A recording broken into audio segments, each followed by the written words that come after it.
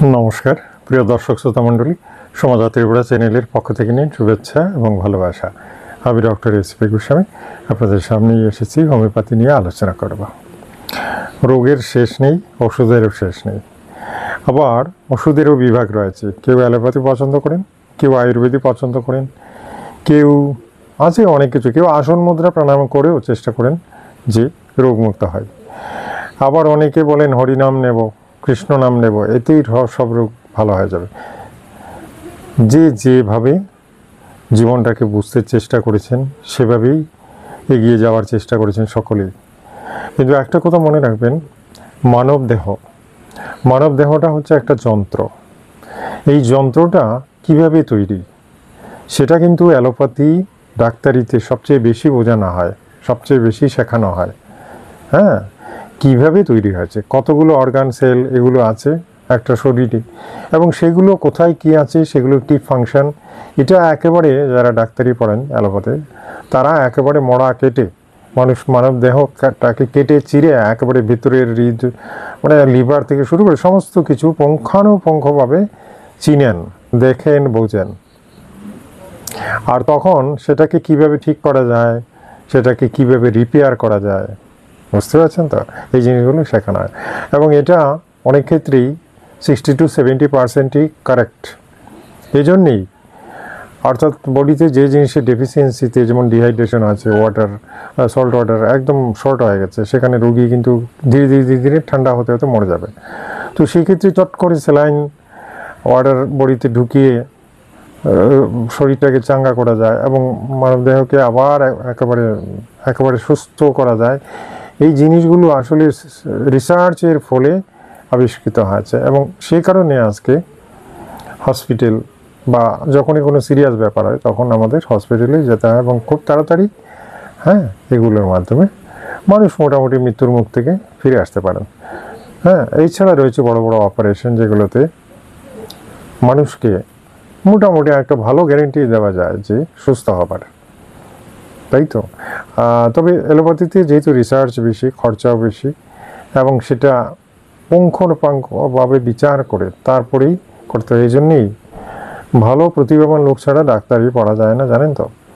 আর ভালো প্রতিভাবান লোক, যাতে খুব ভালো রেজাল্ট হয়, তারাই ডাক্তারি পাশ করেন এবং তারা সুন্দরভাবে মানুষকে রক্ষা করতে পারে। এখন প্রশ্ন হচ্ছে হোমিওপ্যাথি কী করে।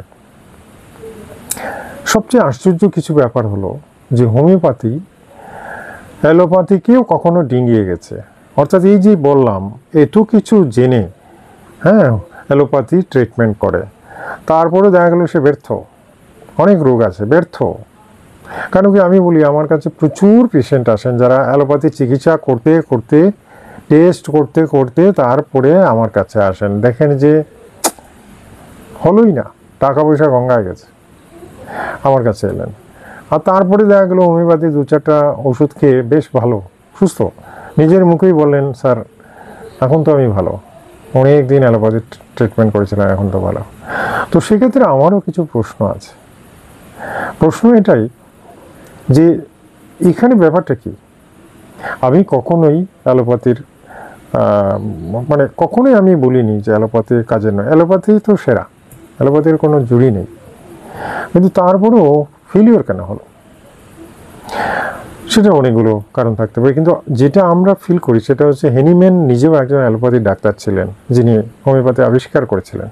উনি নিজেও একজন অ্যালোপ্যাথি ডাক্তারই ছিলেন, এবং এই যে ব্যাপারটা যেটা বললাম এটাই উনি ফিল করেছিলেন। এবং ওনার মনেও কিছু প্রশ্ন এসে গিয়েছিল যে এত কিছু টেস্ট করার পরেও কেন রোগীটা ভালো হলো না।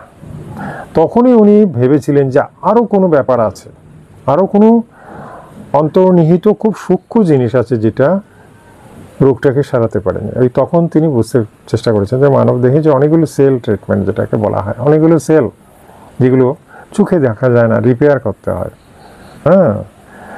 মানুষের বয়স বাড়া, বুড়ো হয়ে যাওয়া, ওই সমস্ত everything depends on sell, hormone, এগুলো নানা ব্যাপার আছে। তো সেই ক্ষেত্রে তখনই উনি চিন্তা করেছেন যে এমন কোনো শক্তি যদি আবিষ্কার করা যায় যেই সূক্ষ্ম জায়গাতে সে আঘাত করবে, এবং সেই সূক্ষ্ম জায়গাতে আঘাত করেই সে মানব দেহকে সুস্থ করবে। ধীরে ধীরে দেখুন সফল হয়ে গেলেন।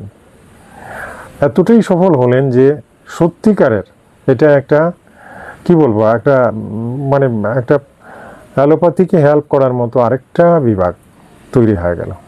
যেখানে অ্যালোপ্যাথি ব্যর্থ সেখানে হোমিওপ্যাথি একেবারেই সাকসেসফুল, আর যেখানে হোমিওপ্যাথি পুরোপুরি ব্যর্থ সেখানে অ্যালোপ্যাথি 100% সাকসেসফুল। এটা আমি দেখে নিয়েছি, মানে বিপরীত। বুঝতে পারছেন তো? দেখুন, এজন্যই বলি যখন যেটা দরকার সেটাই করবেন। অন্ধবিশ্বাস নিয়ে চলবেন না। এমন নয় যে সব বড় বড় ব্যাপারেও আপনি একেবারে সোজা হোমিওপ্যাথি ডাক্তারের কাছে চলে গেলেন, উনি ঠিক করে দেবেন। যেমন বিশেষ করে আমি বাচ্চাদের মনে করেন সর্দি কাশি জ্বর হয়ে অ্যান্টিবায়োটিক স্টেজে চলে গেছে, নিউমোনিয়া স্টেজে চলে গেছে, খবরদার হোমিও ডাক্তারের শরণাপন্ন হবেন না। এবং সেই মুহূর্তে আমি বলবো যে সোজাসুজি অ্যালোপ্যাথি ডাক্তারের কাছে যেতে হবে, আদারওয়াইজ বাচ্চার মানে জীবন বিপন্ন হতে পারে। সেই মুহূর্তে অনেক সময় হোমিও ওষুধ দিয়ে রোগীকে ভালো করা নাও যেতে পারে, কিন্তু অ্যালোপ্যাথিতে স্ট্রং অ্যান্টিবায়োটিক দিলে পরে সেই মুহূর্তে সে সুস্থ হয়ে যাবে। বুঝতে পেরেছেন তো? তো এই সমস্ত কিছু কিছু ক্ষেত্রে আপনাদের বাস্তব চিন্তা করে এগোতে হবে। কখনোই অন্ধবিশ্বাস নিয়ে চলবেন না যে আমি হোমিওপ্যাথি খাওয়াবো, আমি অ্যালোপ্যাথিতে যাবোই না। তো এরকম করলে বিপদ হবে। অনেক ক্ষেত্রে এটা হচ্ছে, অনেক ক্ষেত্রে। আর যেগুলো হয় সেগুলো তো আমি বলে দিই আপনাদের। আসুন একটু ভূমিকা রাখি সবসময় হোমিওপ্যাথি নিয়ে আলোচনা করতে আমার ভালো লাগে, কেন কি হোমিওপ্যাথি সত্যি গল্প করার মতোই একটা সাবজেক্ট, যে সাবজেক্ট জানা দরকার, সকলের বোঝা দরকার, এবং বুঝতে বুঝতে শিখতে শিখতে নিজের কাজেও লেগে যাবে একসময়। খুব সুন্দর জিনিস, সাহিত্য চর্চার মতো। আসুন আজকে যে ওষুধটা নিয়ে আলোচনা করব, ওষুধটা যে রোগের জন্য বিশেষ করে কাজে লাগে সেটা হয়তো অনেকের নেই, খুব রেয়ার মেডিসিন, মানে রেয়ার ডিজিজের জন্য ইউজ হয়। কিন্তু নেই বললে হবে না, তো রোগ তো রোগই। হ্যাঁ, কমন রোগের মধ্যে আমরা বেশিরভাগই জানি পেটে গ্যাস হয়ে গেল, জ্বর হয়ে গেল, সর্দি হয়ে গেল, গায়ে ব্যথা, বাত, এগুলো হচ্ছে কমন, মানে প্রায় সবারই নিত্যদিন লেগে আছে।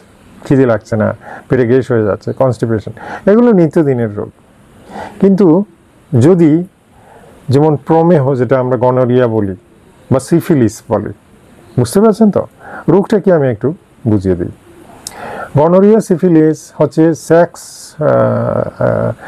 রিলেটেড ডিজিজ, বুঝতে পারছেন তো? সেক্স রিলেটেড, অর্থাৎ যৌন রোগ। এটা প্রকৃতপক্ষে এটা যুবক বয়সেও হয়, আবার বৃদ্ধদেরও হতে পারে, বাচ্চাদের কম হয়।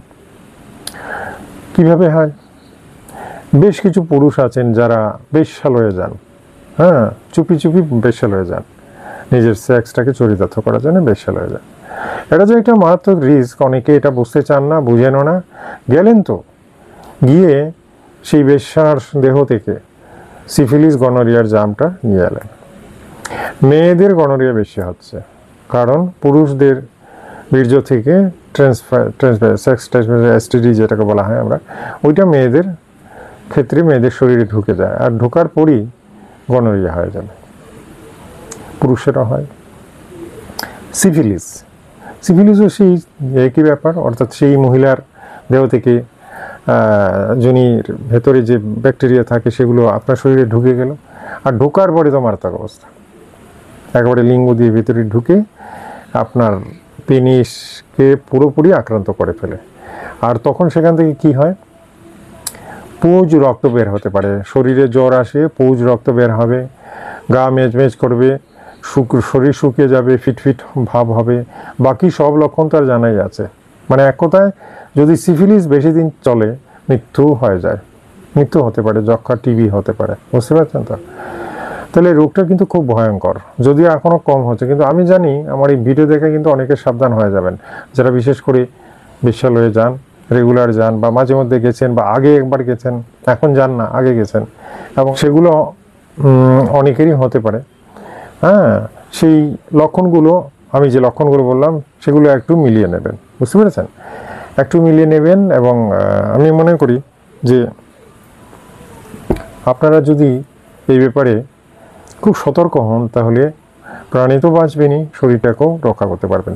কিছু কিছু ব্যাড হ্যাবিট আছে, এগুলো ছাড়তে হয়। এই জন্য সকলেই বলেন যে জুয়া খেলা, বেশ্যালয়ে যাওয়া, এগুলো বড় খারাপ জিনিস, এগুলো মানুষকে মেরে ফেলে। বুঝতে পারছেন তো? ওইগুলো থেকে বিরত থাকতে হবে, এগুলো থেকে সংযত থাকতে হবে। তারপরে মানুষের আরেকটা, বিশেষ করে যুবকদের একটা খুব হস্তমৈথুন।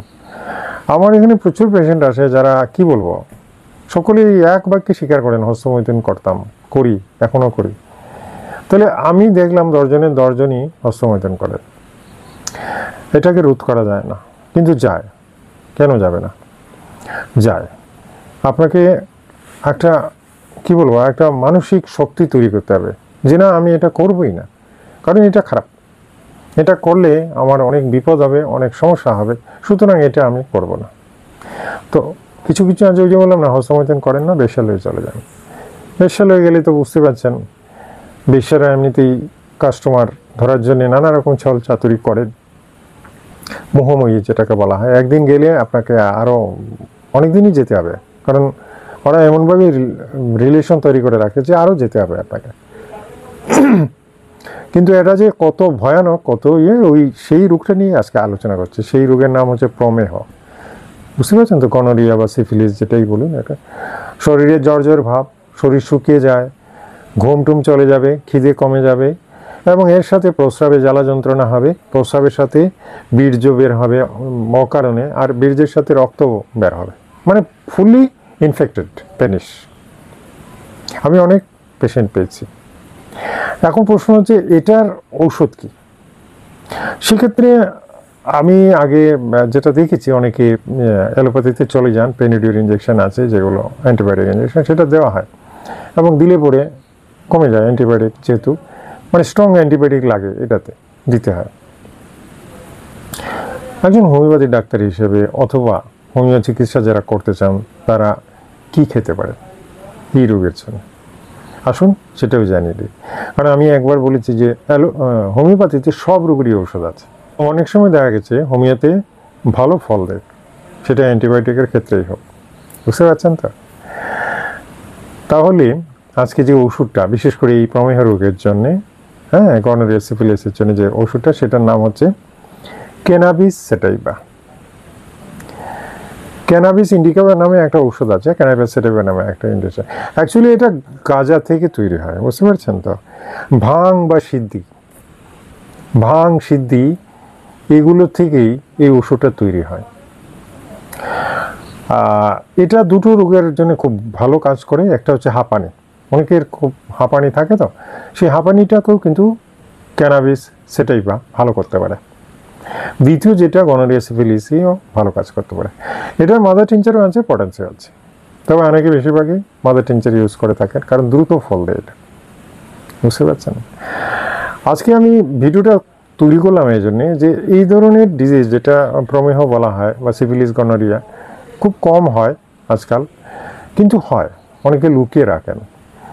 তার চেয়ে বড় কথা হচ্ছে, যারা একবার বেশ্যালয়ে গেছেন বা এখনও যান, তাদের কিন্তু সতর্ক করে দেওয়ার জন্য আমি ভিডিওটা করলাম।